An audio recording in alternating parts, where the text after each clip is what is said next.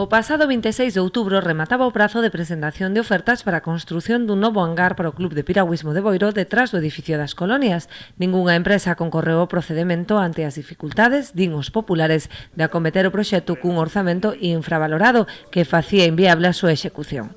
Este documento amosa a certificación do pasado 2 de novembro da Xunta de Goberno local, donde se declara deserta a licitación da obra por falta de ofertas. Desde o Partido Popular, ante esta noticia, intentamos acadar información dos motivos polos que a licitación rematou sin ofertas. E o que podemos trasladar aos nosos veciños é que o proxecto anunciado a bombo e platillo tiña infravaloradas moitas partidas que facían que a súa execución fora imposible.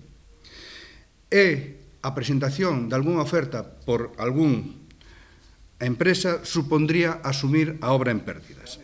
Para o voceiro popular está unha mostra máis da incompetencia e irresponsabilidade na xestión do actual goberno. Unha vez máis, a incompetencia e a falta de rigor do alcalde Martiño na xestión dos asuntos municipales quedan reflexadas na licitación desta obra.